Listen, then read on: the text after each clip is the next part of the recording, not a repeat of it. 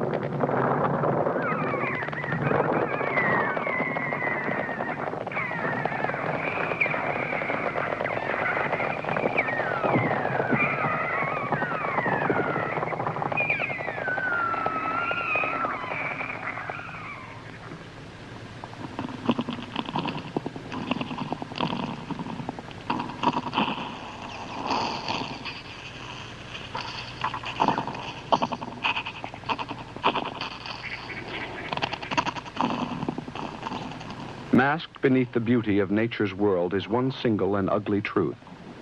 Life must take life in the interest of life itself.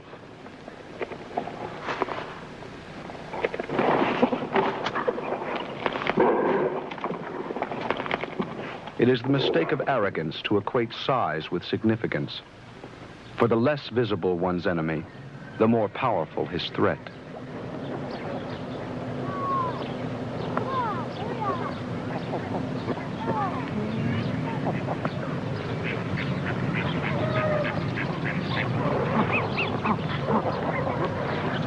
My name is Nils Hellstrom. That name rings a bell at all, it's probably in connection with the words fanatic, lunatic, heretic. Actually, I'm a scientist, and these other descriptions have come as a result of my dedication and my work. My obsession, some have called it, with certain findings I've made. It's not easy to be obsessed. The past 18 months, it's cost me 2 fellowships, 1 assistant professorship, and even a few friendships. I don't care about that, really. In a way, it's kind of flattering. What I really regret is that after 9 years of concentrated work, I've learned something that no one wants to hear. But unless someone does hear, unless someone is at least exposed to it, we as a species might pass from existence without ever knowing why.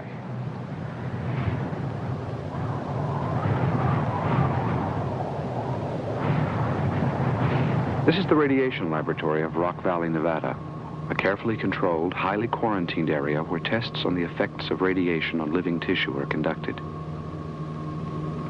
When man first began to wonder whether or not he could withstand the effects of his own technology, what his future in a heavily radioactive environment would be, he began comparing his own powers against those of other animals. To most of the animals he tested, he found he was equally vulnerable. But into this irradiated environment where all living things began to die, came an unexpected survivor. One creature that lived on as others faded from existence. This one creature that had survived the historical ages of ice and flood, of volcanic eruption and fire, the insect, in a frightening tour de force of adaptability, proved conclusively that he could endure where man would ultimately fail.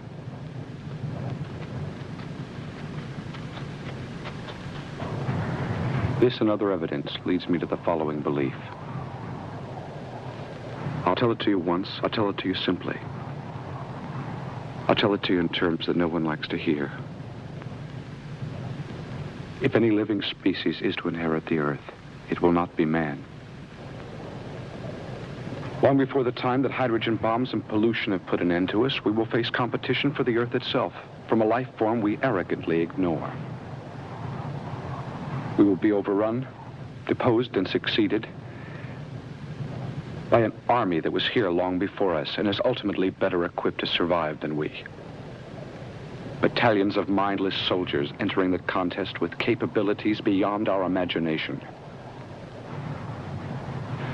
Yes, I'm talking about insects. And if you at this moment dare to think this is lunacy, I invite you to remain in your seat. Draw your own conclusion and learn the inevitable destiny of ignorance. Primeval planet Earth, an arena of continual contest where only the most versatile and resourceful can endure. An atmosphere lacking in oxygen, scorched by day, frozen by night, continually bombarded by the deadly radioactive rays of the sun. In this testing ground where the mighty dinosaur would stagger and fall, one silent witness hangs on.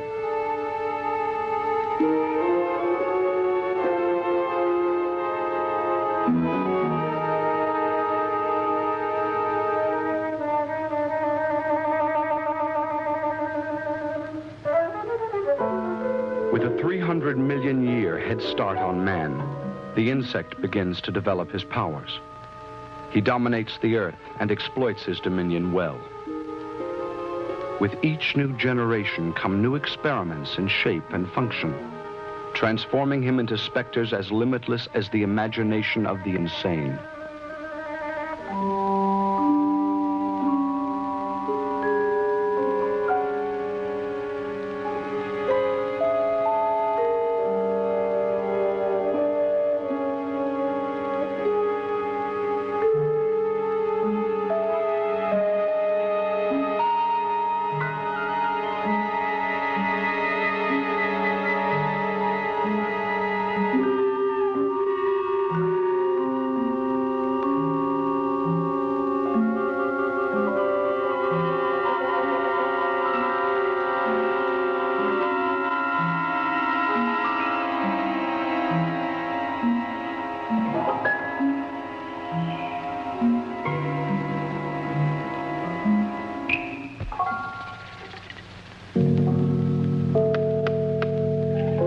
other creatures who struggled against their environment, he learned early to seek its protective embrace. Creating an endless wardrobe of camouflage, he and his environment became one.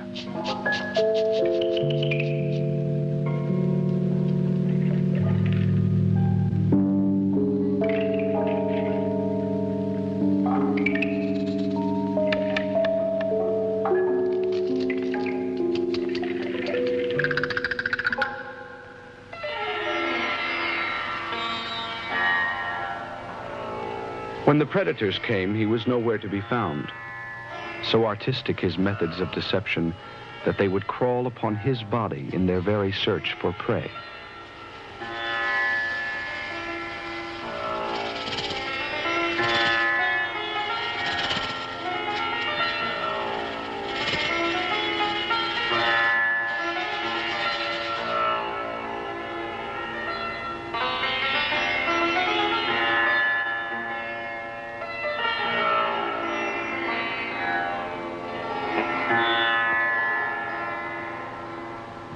But the true miracle of his escape had yet to come. At a time before other creatures were even aware there was a sky, the insect was able to leave the ground.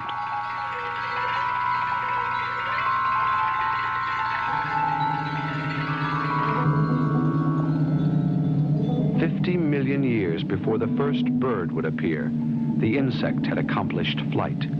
An ingenious system of hinges and muscles carrying his awkward body upward in sublime defiance of the hungry creatures below. Having exploited the water and land, now into a virgin sky they soared. Their instinctive need for expansion nurtured by the winds of heaven itself. Like a cloud of contagious virus, they sweep across the land, infecting with their numbers the entire face of the globe.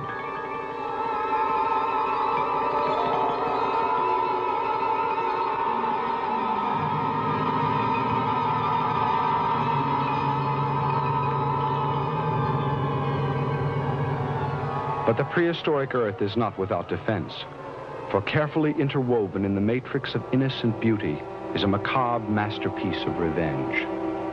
Plants, too, have become predators. The cobra plant luring its victims into a maze where they will be constricted and digested without mercy.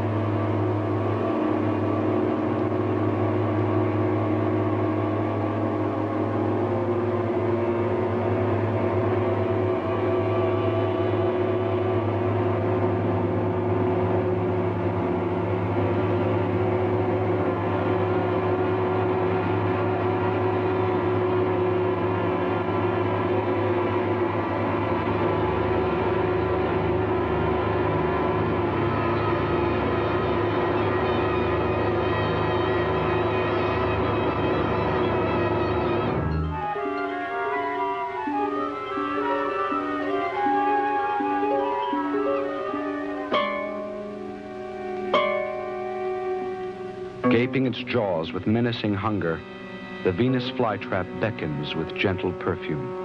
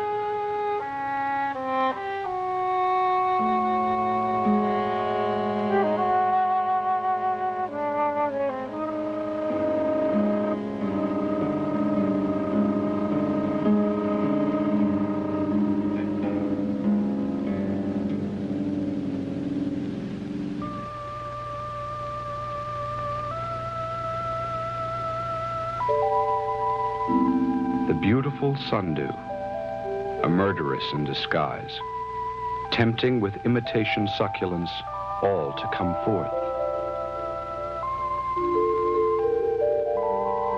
Instead of sweet nectar, they will find sticky paste. Their very struggle to escape exciting the deadly tentacles to descend.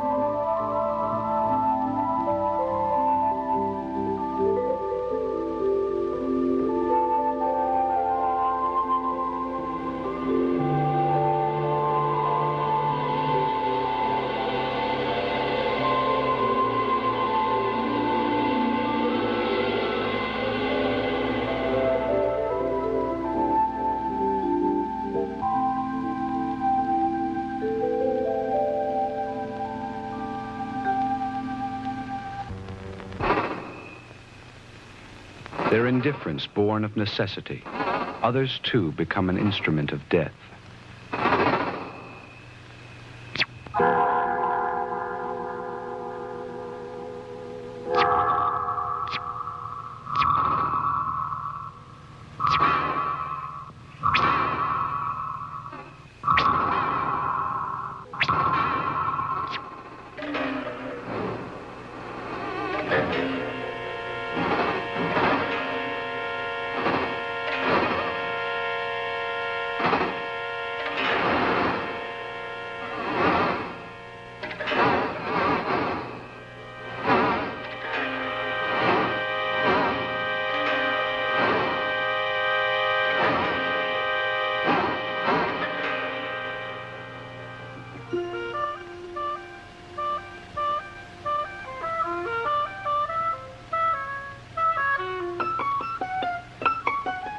It was the very hardship of life that stimulated their incredible resourcefulness. With an overpowering urge to survive, certain insects began pooling their resources to form a defense against the treachery outside. In a climate of deficient rain and sparse vegetation, the harvester ant took the first primitive step toward agriculture, gathering seeds during periods of abundance to store them below ground, where they would provide food for the colony during the months of drought.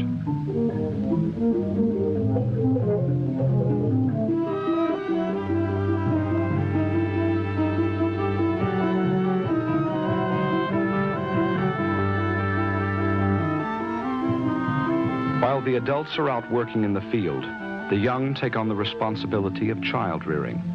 Gathering the eggs and larvae into a communal nursery, they tend the infants and the unborn with the meticulous care of a midwife. There are several stages of fetal development, and each is attended differently. The specific instructions carried chemically on the skin of the larva are as clearly readable to the nurse ant as a written prescription. For the soon-to-be-born larva, a pre-digested formula must be made, the nurse ant regurgitating it directly into the newly formed mouth. As soon as the young are born, they must take over the job of nursing, freeing their own nurses for work in the fields. Into their subsistence diet falls an occasional gourmet's delight. A dead bee becomes a banquet, and they will guard it with their lives. The instinct to harvest is akin to the instinct of greed. To a neighboring colony of red harvesters, the temptation has become too great.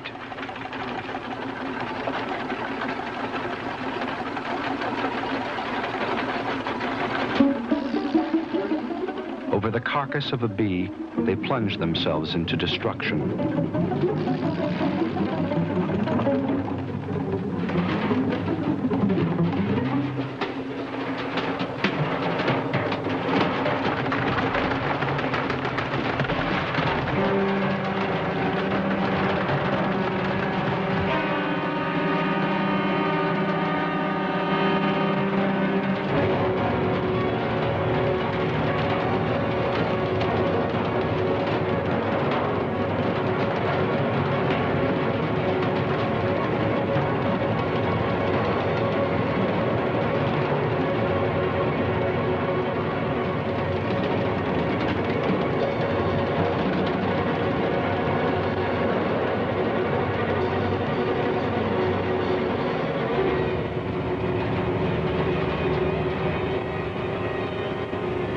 Like a battle of gruesome robots, once they begin, they cannot stop.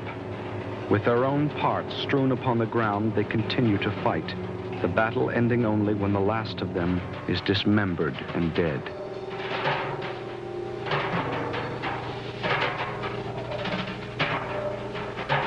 Let it be said of the harvester ant that he displayed more than one similarity to man.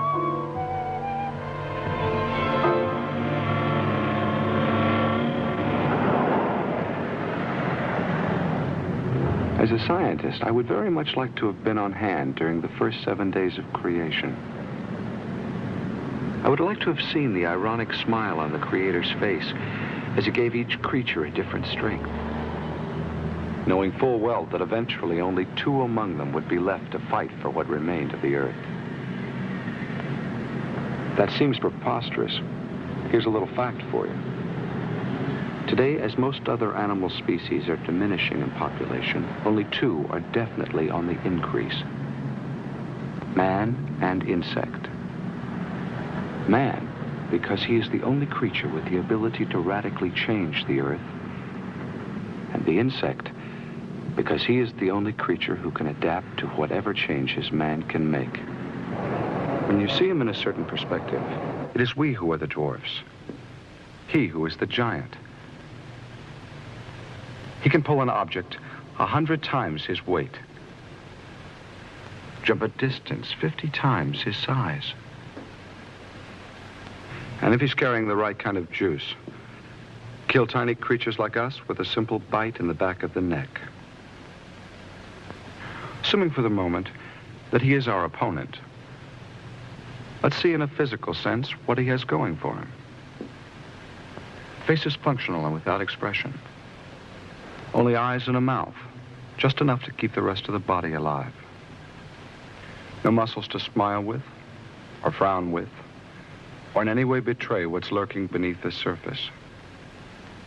You'll notice he has no ears or nose, but don't think it makes him oblivious. He can see us and hear us through 1,000 tiny hairs that warn him of our presence in every pore of his body. Compared to man, he's considered primitive. But for this reason, he's ultimately more durable. Their life begins as ours, the fertilization of a single cell.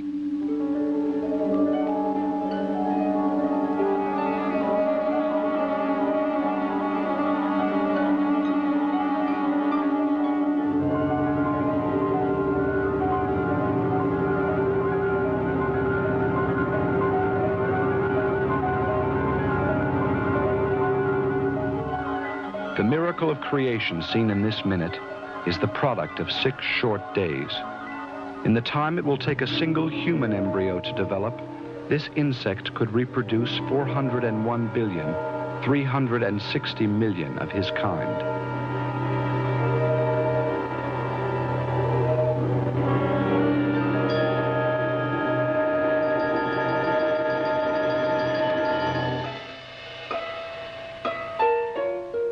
Unnoticed and unloved, they come into this world possessing all the knowledge they will need for an entire lifetime. None will teach them, none will shelter. Programmed from birth to death, each has inherited the total sum of 300 million years' experience. They are born now because the lessons were learned then.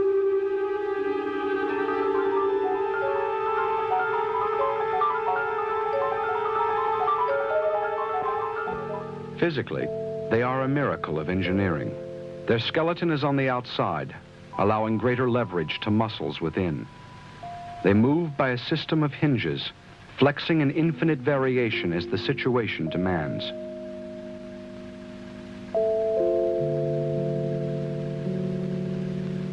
Air is taken not by lungs, but directly into the skin, by a body that acts as a bellows. Defense mechanisms are everywhere. Spikes and prickles, stingers and thorns, burning chemicals and poisoned spears that jut angrily into the air.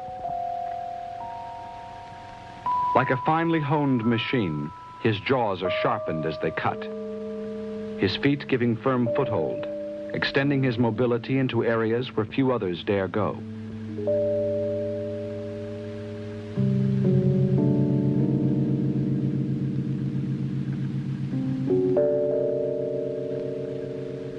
Even his heart is something alien. A colorless substance courses through his body in response to the spasms of a transparent chamber.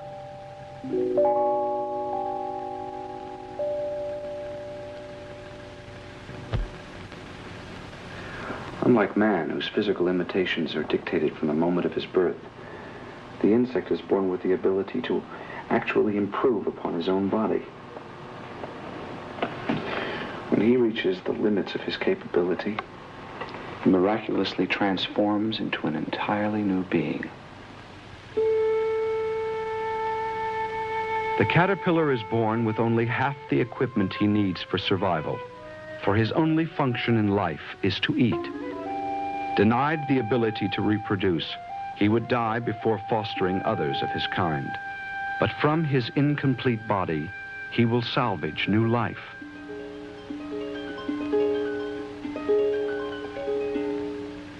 Hardening from within, his skin begins to split, extruding with convulsion an alien, sleeping form. Through a process similar to the contractions of birth, the new form squeezes outward into the air, a creature with no resemblance to the life it had just hours before.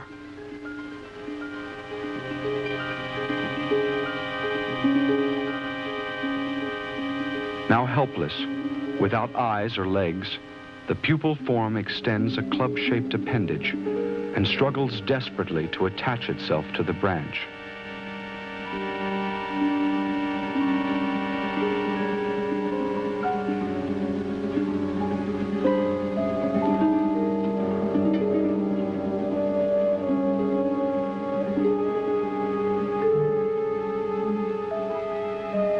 Having outlived his function, the caterpillar is gone, his pathetically shriveled remnant cast off like a worn-out coat. It is the miraculous process of metamorphosis. In hours, the unsightly mummy has been wrapped in beauty, a coffin adorned with jewels where he will slumber until the signal comes to awaken. Within the privacy of this chrysalis, his transformation becomes complete. New cells replacing the old to create an entirely fresh existence, a creature with no awareness, no memory of any existence past.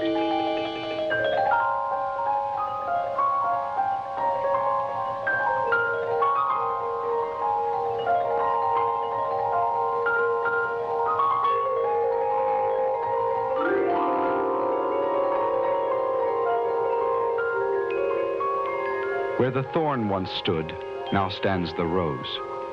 But like his predecessor, the butterfly too has only one function in life. Whereas the caterpillar lived only to eat, he lives only to mate. Lacking a mouth to chew with, from flowers he draws liquid sustenance, mixing with them to create the most beautiful visual harmony in all of nature's symphony.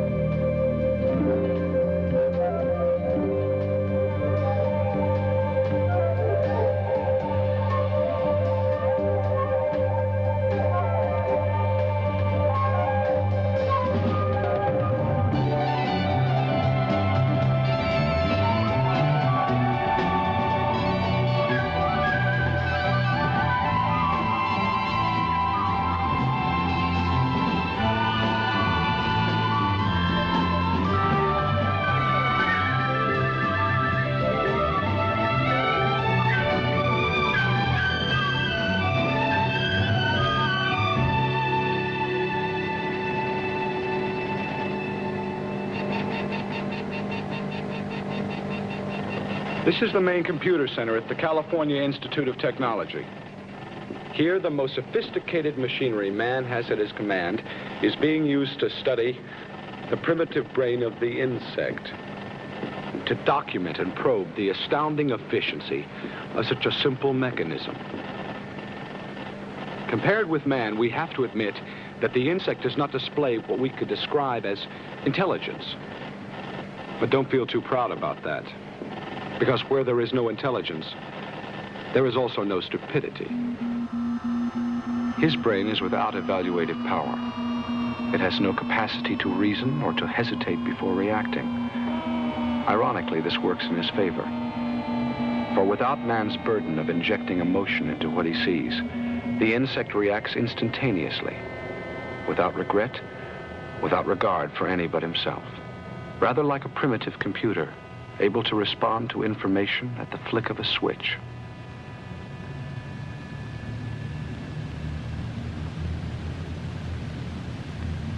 Now, I wouldn't dare compare a brainless insect to man's brilliant computer, would I? Think about it. A computer is a mechanism programmed with 1,000 tiny bits of information. It operates by juggling that information into a form of logic. I humbly submit, it's not without analogy in the insect world.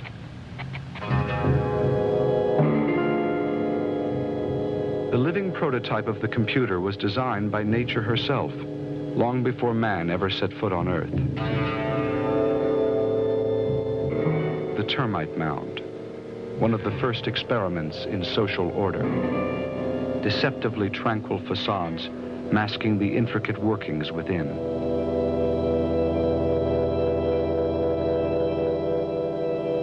Moving through the hidden circuits, 1,000 tiny particles of information organize themselves into a form of indisputable logic.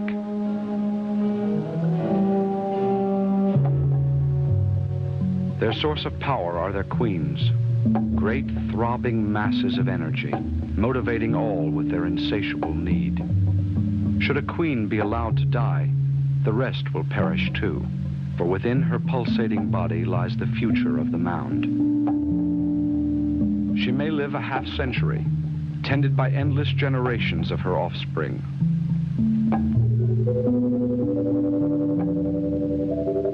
Unable to feed herself or move, she exists to manufacture one product, the indispensable commodity of new life.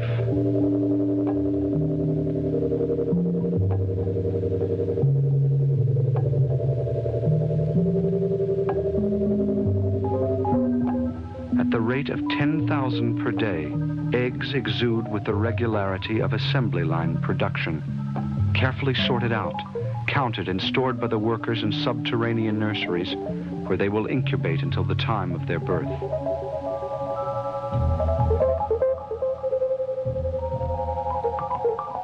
Once born, they too will make their demands, requiring continual feeding until the time they can fend for themselves.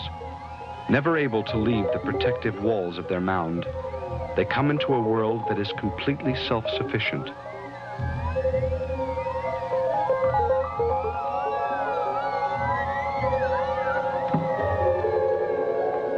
In one section is a garden, a working insect farm where tiny mushrooms are carefully cultivated to supply a never-ending source of food.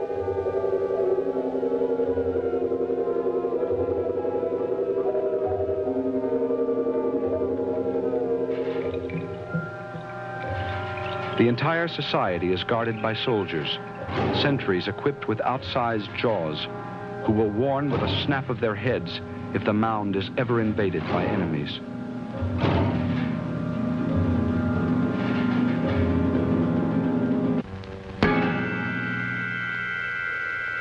Their greatest enemy is the sun, its scorching rays drying their protective walls to the consistency of dust.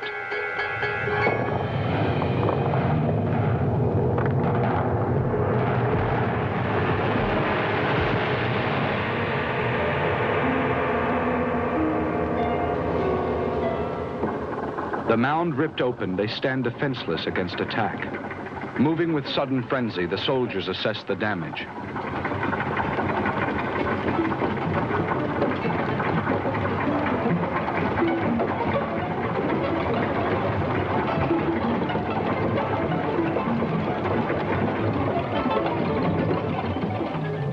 With frightening efficiency, the mound suddenly comes alive. A troop of workers proceeding with incredible speed to heal their wound before the predators arrive.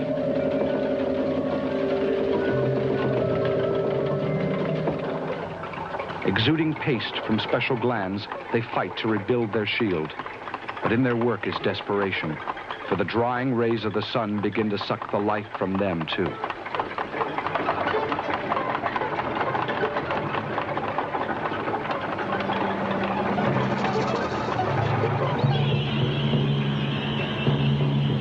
Alerted to their helplessness by a scent in the air, a battalion of black ants has marched in for the kill.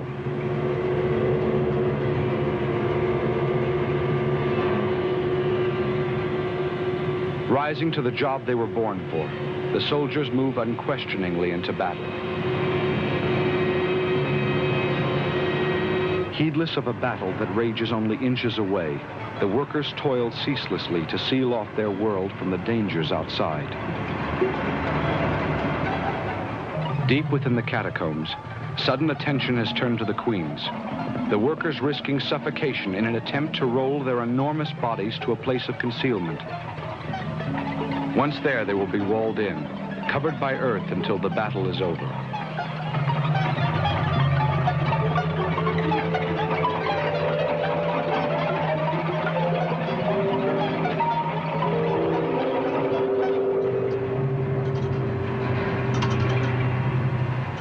With suicidal dedication, the soldiers continue to fight, attaching themselves to their enemies so that even in death, they will hold them back.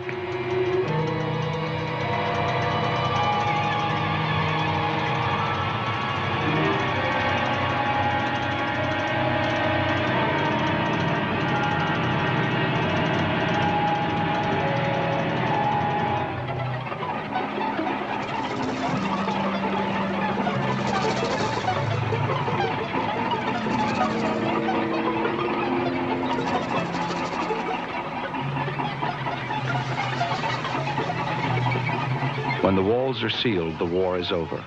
But now the outnumbered termite soldiers bear the full fury of attack.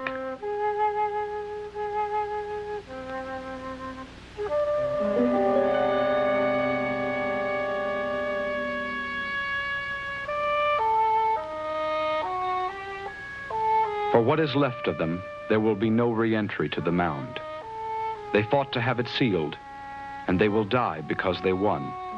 Obsolete components, they are no longer useful to the whole, condemned by their inflexible programming to the continuation of their kind.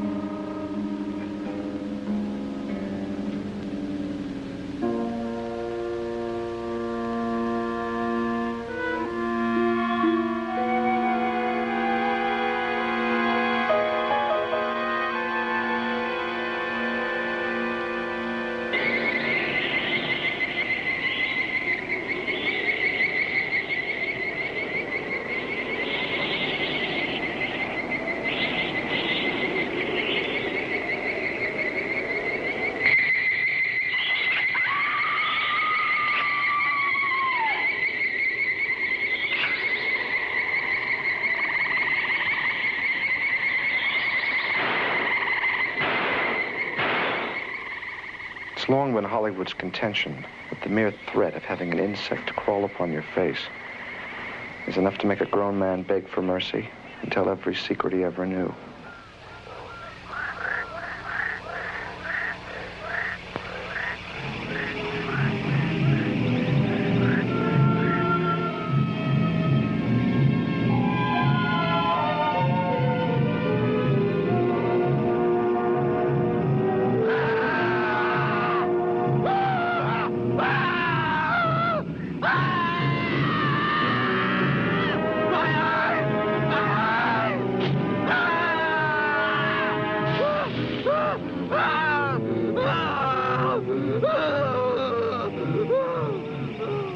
Psychiatrists tell me that from childhood nightmares to adult schizophrenia, the insect is a common fixation in the human mind. Partly because his face seems so evil, partly because he is so indestructible. I did something a few weeks ago. Experiments, you might call them. Sort of a hidden camera to demonstrate the extent of human fear in regard to insects. It was very revealing. Whoa!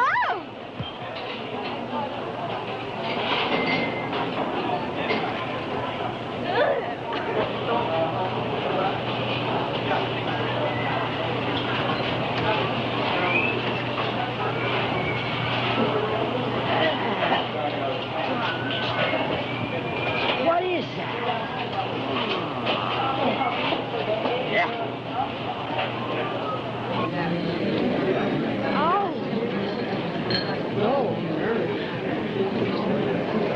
It's awesome.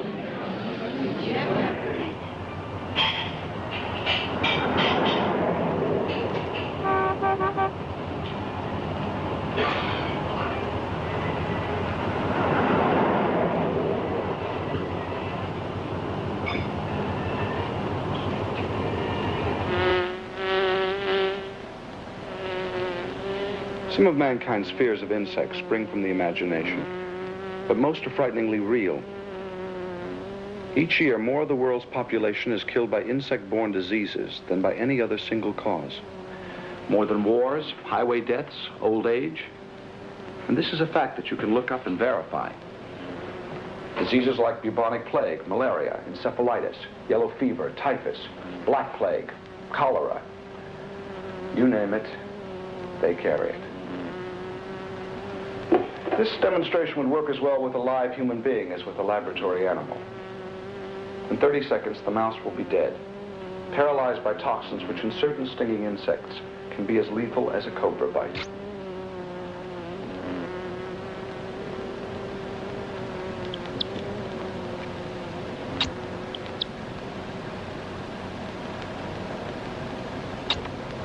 Today, increasing numbers of people are born with a fatal allergy to wasps and bees. It's called an anaphylaxis reaction. For them, a sting in the leg will stop the heart as quickly as though it had been hit by a bullet. And here's the master executioner of them all, the mosquito. Genus Anopheles, #1 killer of man on the planet Earth, capable of carrying malaria in 12 different varieties. Ever wonder how David slew Goliath? Like the insect, he wasn't afraid to die. Disease is only a part of it, for the insect has an even deadlier method of crippling man. It is to strike directly at his food source. Each day, as man's population increases, he finds himself in deepening competition with the insect to devour the Earth's resources. The insect has been called a walking digestive tract, and not without reason. To support his own life, he will consume as much as 100 times his own weight each day, which to each of us would be like eating an entire cow, a herd of 30 each month. And as the insect population grows, he naturally needs more. To those who have witnessed the hideous display of appetite, the outcome is clear. If allowed to continue on his reproductive rampage, the insect will defoliate the earth.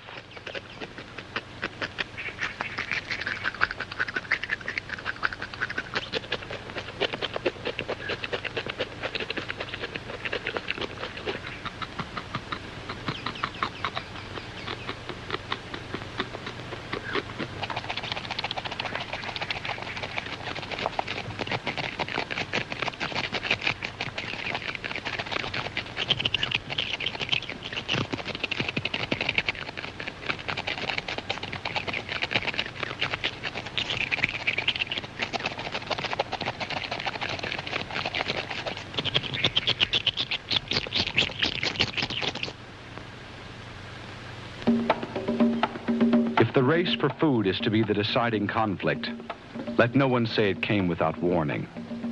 From the beginning of time, man has stood helpless, watching the very soil he nurtures give birth to his deadliest enemy.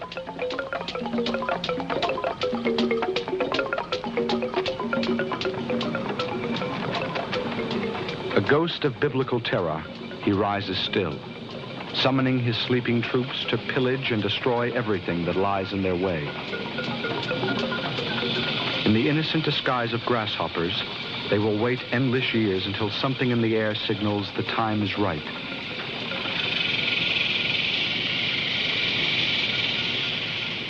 Then massing together, their bodies begin to change.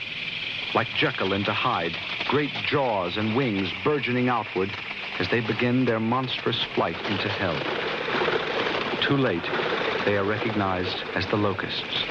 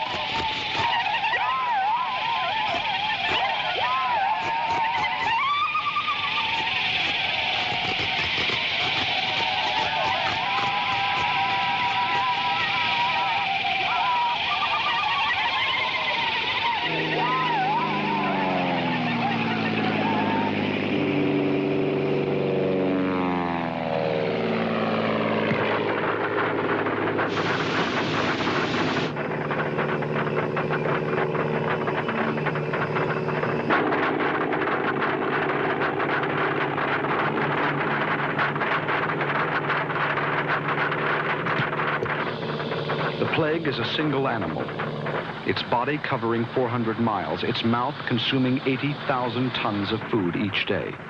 In a single week, it will devour what could have fed 1 million people for an entire year.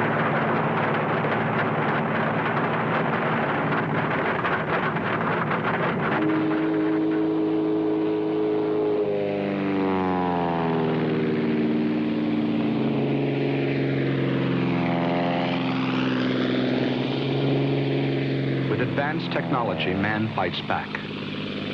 To most, man's efficient poison will bring instant death.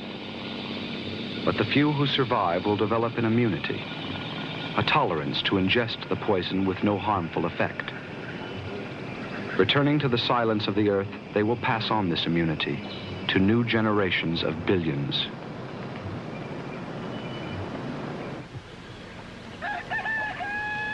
Too late is man becoming aware of his mistake.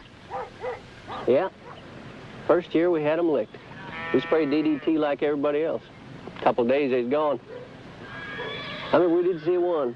Said, oh boy, thank God for that good old DDT, you know? And what about last year? Well, last year we sprayed Dildren.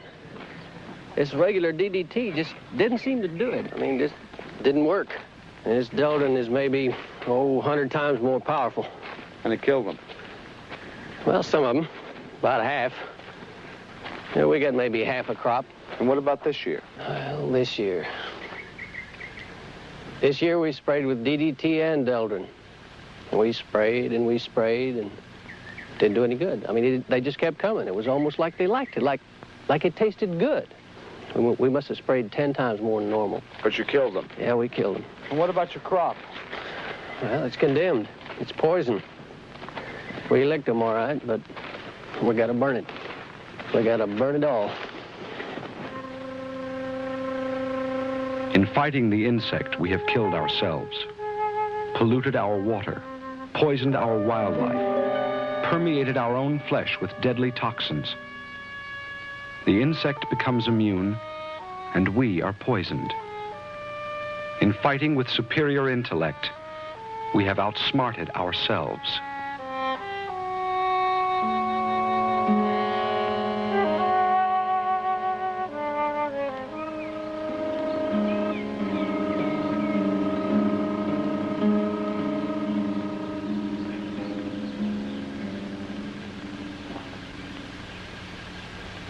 Before marching into battle, it's wise to assess not the weaknesses of one's enemy, but the strengths of one's enemy. Not only his innate physical and mental capacity, but his technology. If technology seems a strange word to apply to insects, you're in for a surprise. Let's start with communication. In its most basic form, one creature's ability to communicate with the next. With the use of a highly sensitive microphone, I found the silence around me to be filled with sound. Not only sound, but language. Dozens of languages as different from one another as Japanese is to English. English is to Russian. Listen.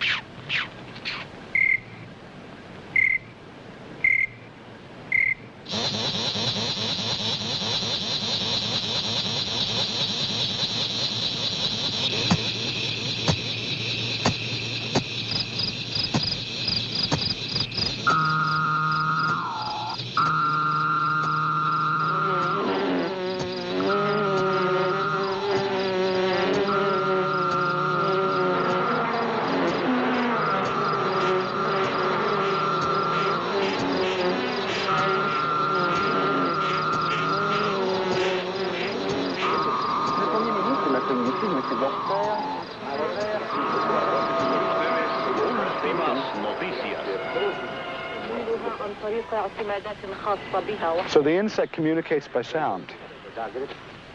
But only man can transmit invisible signals across great distances of open space, right? Wrong. Look up into the sky. It's filled with invisible messages you'll never be able to detect. Without machines or electricity or the label of genius, the insects were using the airwaves for transmission long before man ever set foot on Earth.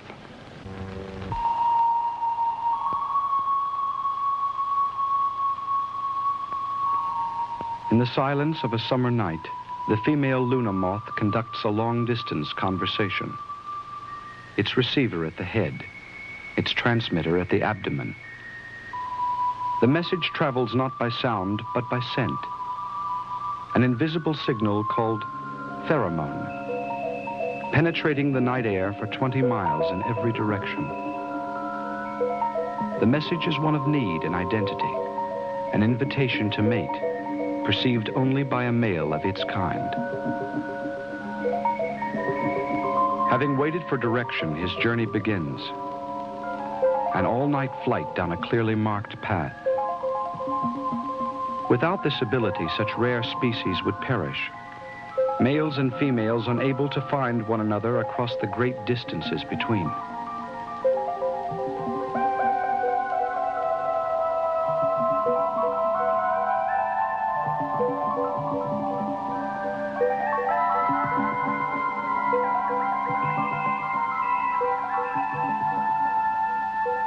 Anonymous in the night, their once-in-a-lifetime courtship begins.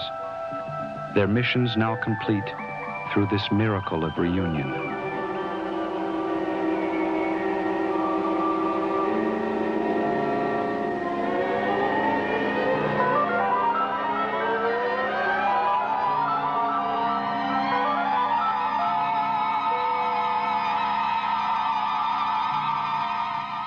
The last time we even thought about dancing together, I wound up drunk and disorderly. No, you were charming. No, really.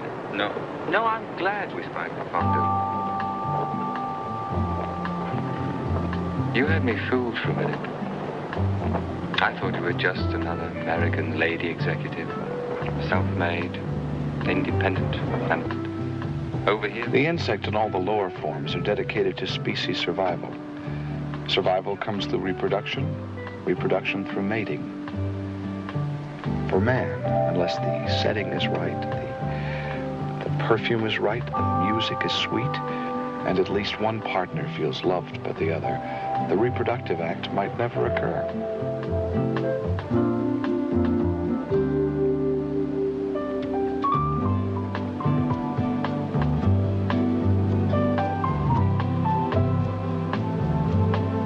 As biological mechanisms, you can see that this is not terribly efficient. Males and females of all other life forms are drawn together in the direct and singular interest of reproduction.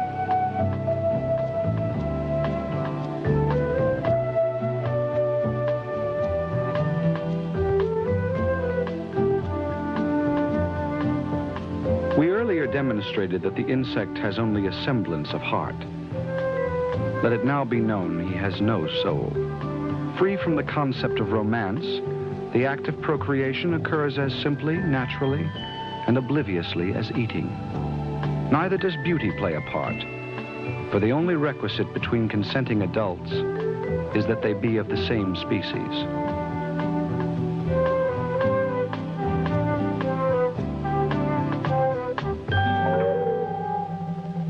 Between two jumping spiders, close relatives of the insect, a ritual of semaphore signals communicates identity and willingness to proceed.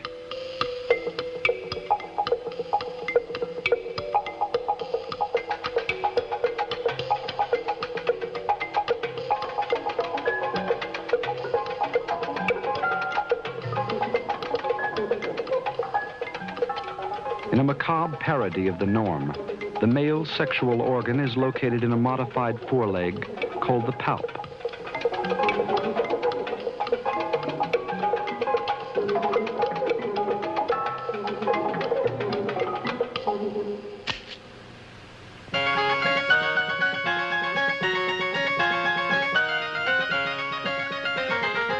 The incredible feat of engineering called web building is done for two purposes. First, to catch a meal. Second, to catch a mate.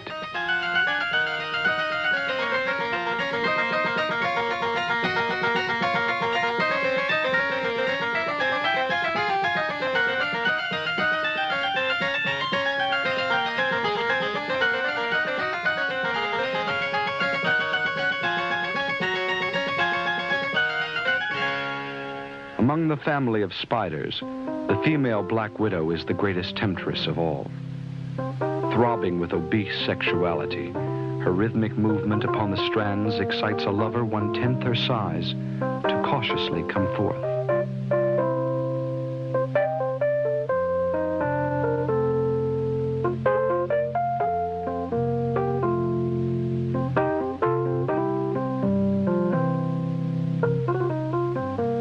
Seeming to know that his life might well end in the attempt, he carefully considers before throwing caution to the wind.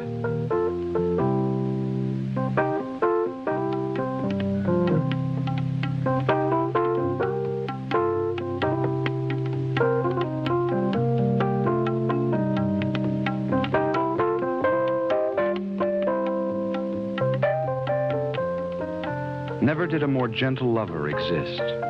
For one false move, and the widow will live up to her name.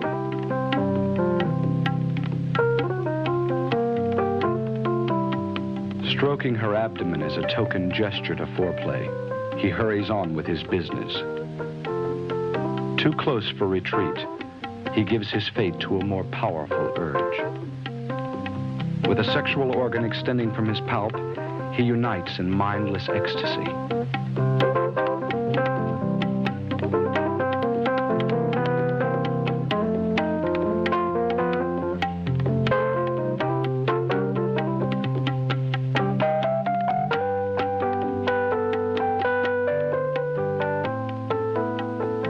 To the male black widow, the most exciting part of sex is to escape.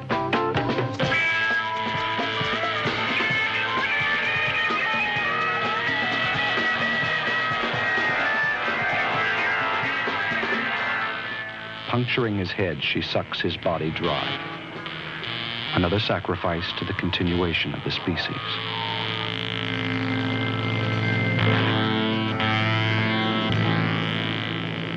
Ever notice how from a great height a society of human beings takes on the appearance of so many ants, scurrying to and fro? If you have, it's a rather dull-witted observation, because there's really no similarity whatsoever. Down there, everyone has his own name, his own identity, his own path, which more often than not seems to collide with everyone else. It's quite unique to human beings, this sense of individual purpose, this need to compete with all the rest. True, as individuals, it gives us strength. But as a species, it threatens our chances for survival. Think about it sometime. If we seek a so-called perfect society, then we must look to the community of bees. For here there is no ego, no competition, no individual need. Each coming into this world with an instinctive understanding that he must support the rest. The foundation of this society is the worker, a sterile female born to the legacy of continual toil until, after just 3 months, she dies of exhaustion. Next, there are the drones, potent and beautiful males, pampered by the workers for their singular function of mating with the queen. So specialized is their function that they are unable to eat by themselves and must be fed mouth to mouth by the workers.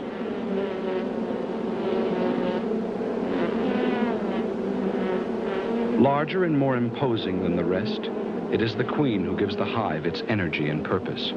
She is the only reproductive female, therefore the very life's blood of the species. Tending her with selfless concern, all seem to know that only so long as she lives, so lives the hive. To demonstrate the extent of this concern, I remove the queen from her flock of loyal subjects.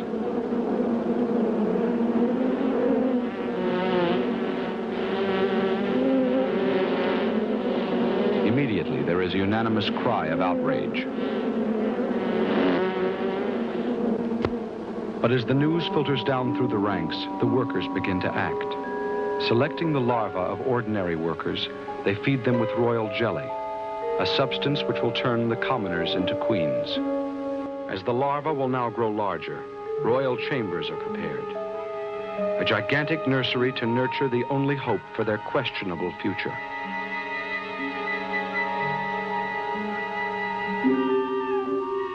In a matter of weeks, the first 2 queens are born. Though mere infants, they will immediately be forced to fight for their right to inherit the throne.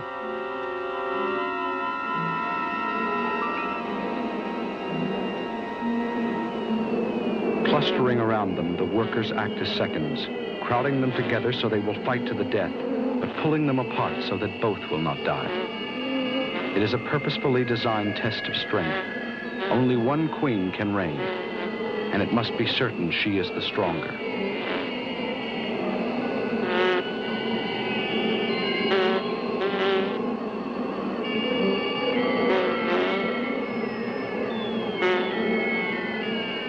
Suddenly, the contest is over.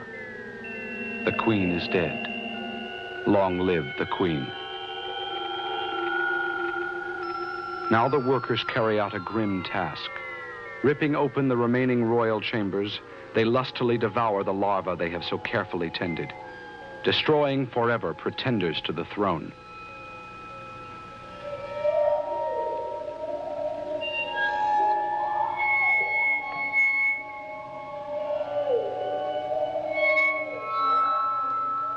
But if the hive is to endure, the virgin queen must mate. Pushed outward to the sky by the excited mob of drones, she soars high above the rest, enabling only the strongest among them to reach her side and mate.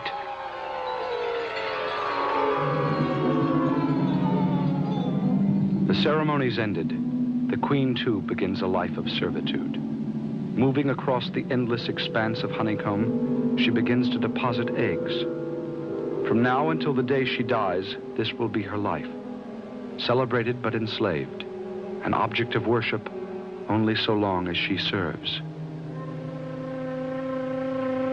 In the perfect society, there is neither emotion nor mercy. Precious space cannot be wasted on those who have outlived their usefulness. Having mated with the queen, the drones are now dispensable. One by one, they are hunted down by the army of workers, captured and cruelly cast out to die.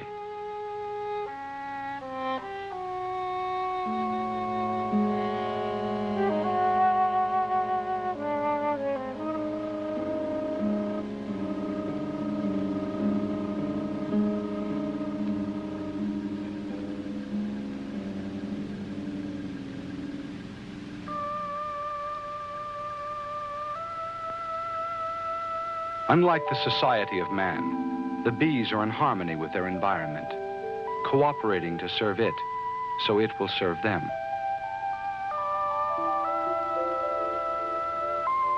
To the flowers that feed them, bees are messengers of procreation, taking sweet nectar in exchange for carrying pollen on their legs from one plant to another, acting as the link between male and female for a life form that cannot touch.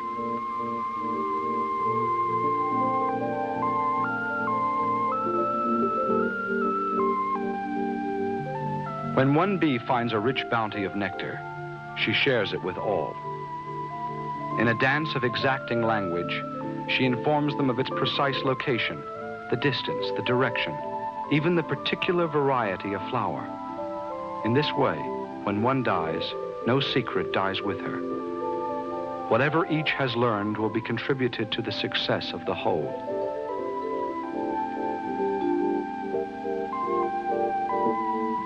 In the cooperative society, the fate of each is the destiny of all.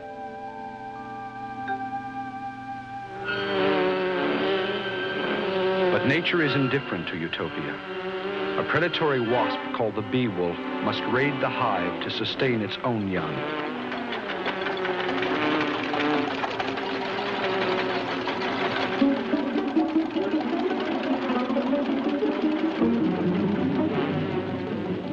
Like bizarre killing machines, the wasps yank the defenders from the hive and crush them in their huge jaws.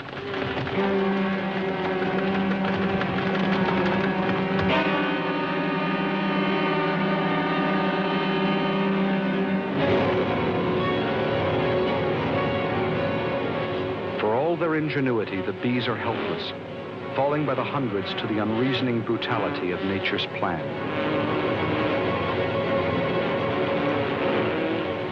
Each worker bee can sting only once at the cost of her life, and the wasps must be stung many times.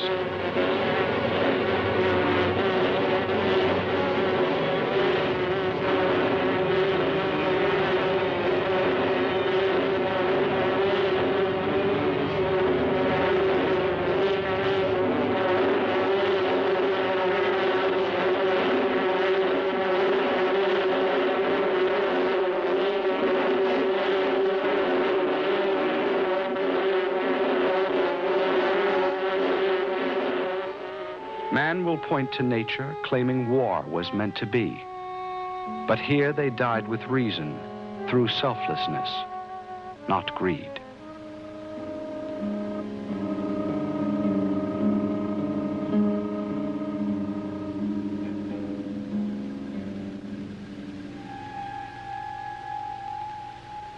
In the developing young, the blueprint of a cooperative society is etched with permanence.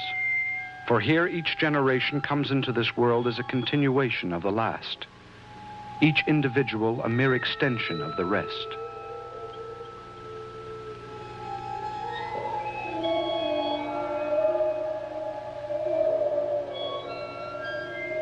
Without the burden of intellect, emotion, or individual identity, these creatures were given something we weren't, the knowledge that they must work together to create the elusive utopia. The perfect society.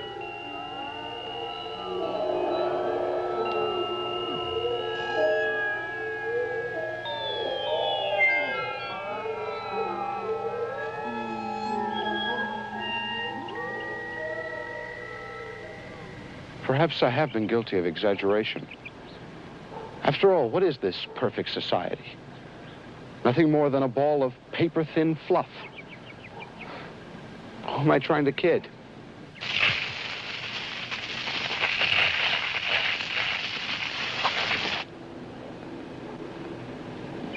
The power of destruction. We can play like gods.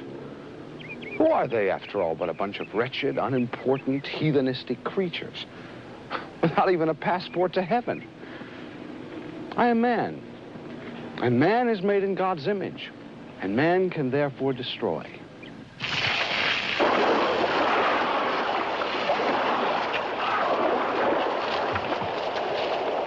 Is it possible that these creatures are us?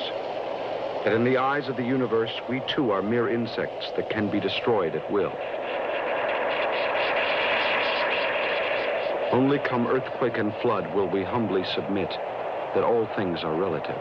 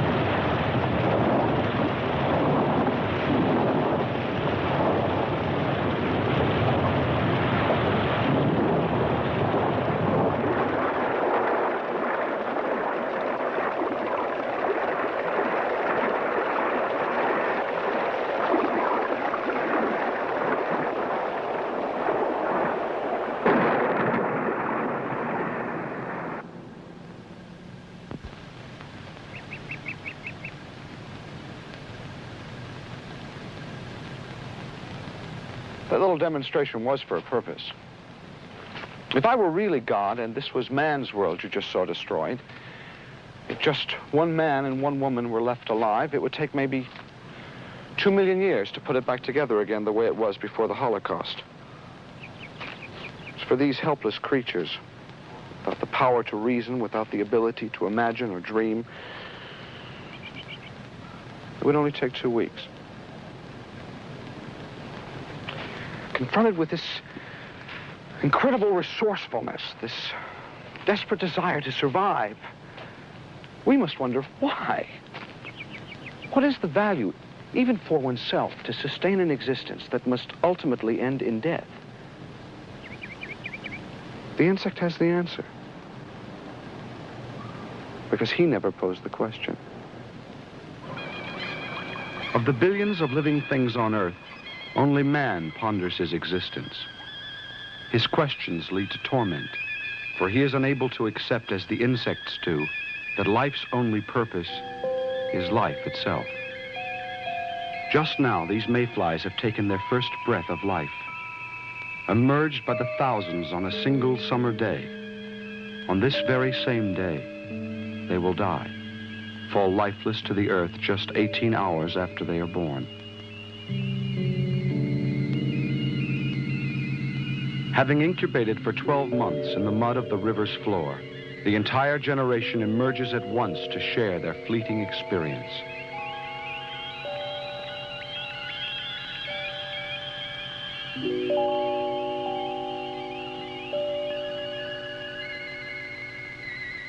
The night that falls is their only night, the moon that shines their only moon. They will neither eat, sleep, nor ponder, as mere seconds tick away the entire sum of their earthly existence. As they fly in anxious exploration, their bodies will fleetingly touch, fertilizing male with female and signaling the onset of death. All that come to rest on the land will have lived without purpose. Their eggs will die on the dry surface of the ground.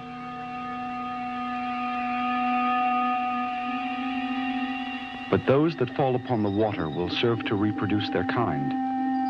For in the very agonies of death, new life is pushed forth. Eggs of a new generation that will live only to mate, only to die for the process of living.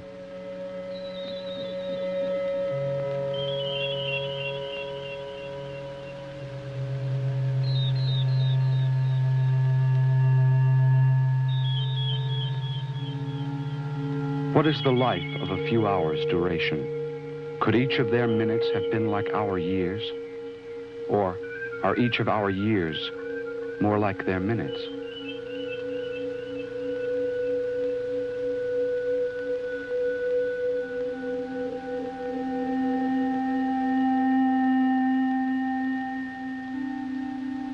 How did we spend our few hours? Tormented with questions of why we were born, or like they, accepting the gift and gently saying goodbye?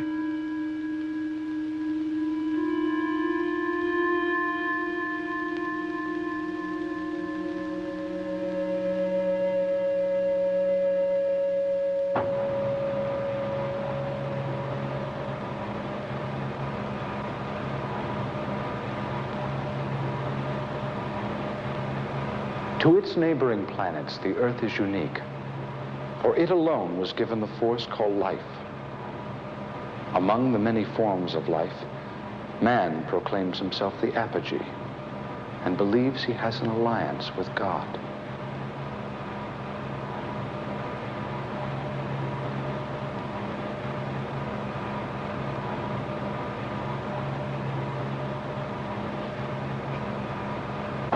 The species called man does have any relationship with God. It's because he alone is able to undo God's work. I don't say he does it maliciously or on purpose. Just that as other creatures were endowed with the instinct to survive, we seem to have been endowed with the instinct to destroy.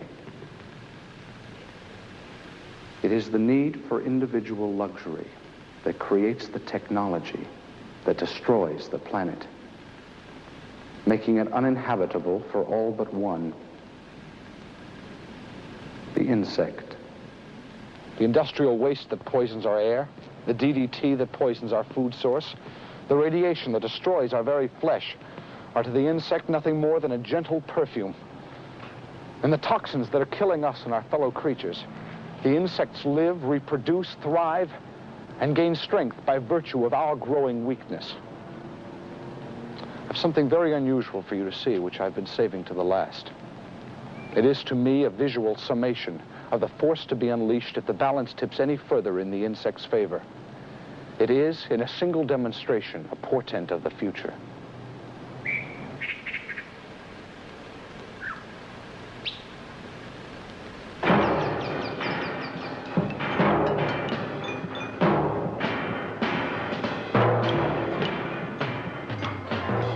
They are called Siafu, the driver ant, a mindless, unstoppable killing machine, dedicated to the destruction of everything that stands in its way. Each of them is completely blind, driven forward through the darkness by a single demanding need within, the need to kill and plunder.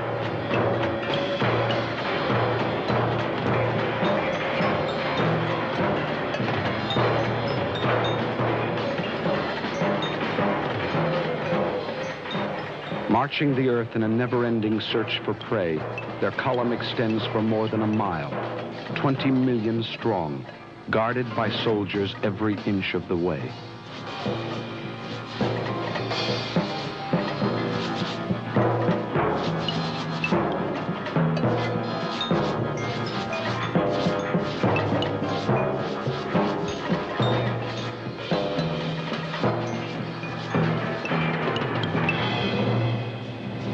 No obstacle, no weapon will quiet their lust, for they will sacrifice their lives to continue on their way. Bridging a river with their own bodies, those on the bottom will quickly drown, continually replaced by others until all have moved across, unconcerned with the ones they left behind.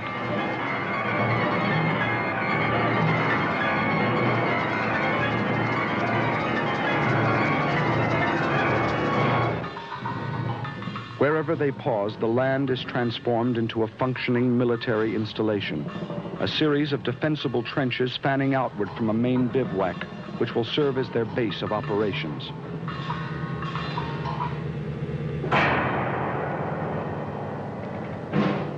While living quarters are constructed within, the outside is guarded by sentries. soldiers stationed on ready alert who continually test the air for any sign of an enemy.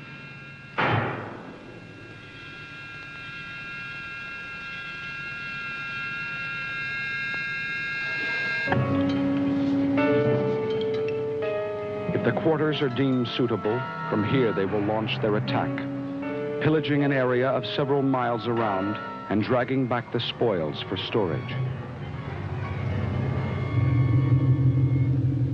Like others of their kind, they too have a queen, but their mission does her little honor.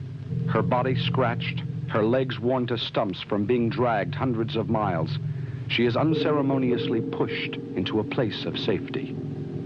Those that maneuver her are born to this one job in life, called by scientists the Royal Chariot.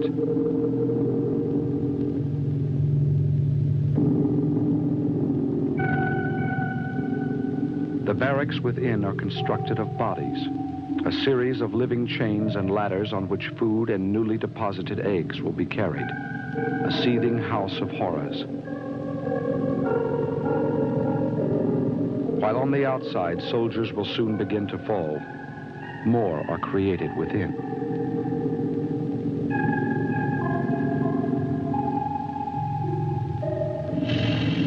It is through pillaging that the young will be fed. And now the soldiers begin their work. Pouring out of the fortress, a raid begins. The ants fan out and form a huge pincers to encircle and confuse their prey.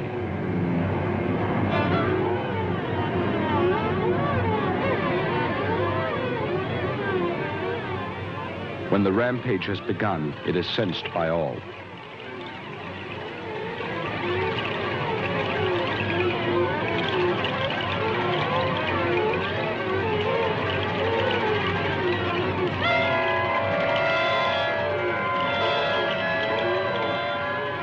Like running from a forest fire, in their very panic to escape, some will race directly into the flame.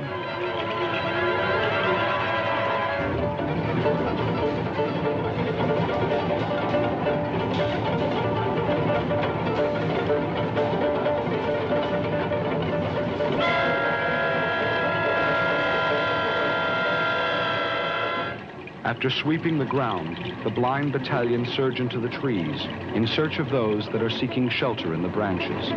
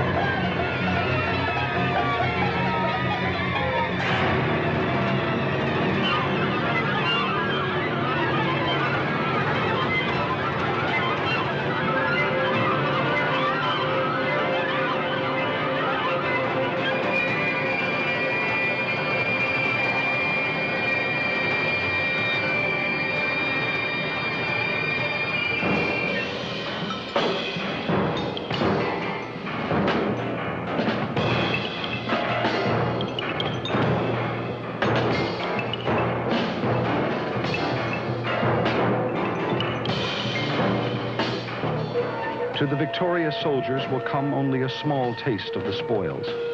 The bodies of their victims carried back whole to be evenly divided among the waiting millions. The army whose discipline has conquered even hunger is the army that must be respected by all.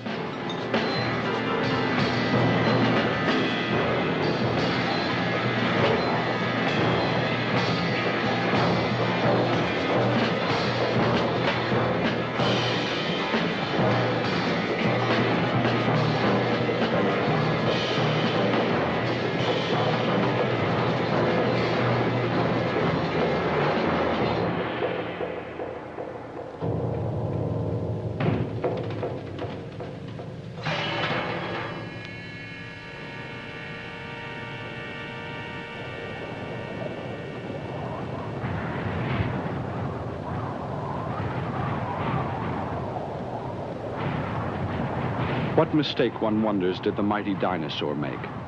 Was he too so arrogant that he defied powers greater than himself? Or was he perhaps created as a momentary amusement, an idle joke to pass the empty time of 100 million years? From what is left of an existence, one will never know. Only that a species has tried and failed, proving in his failure that he was not the chosen one. As for who the chosen one really is, only time will tell. But if we claim to be creatures of reason, we know he stands among us now, waiting patiently beside our deathbed like he has at so many others. In a logic that perhaps no man will ever understand, the true winner is the last to finish the race.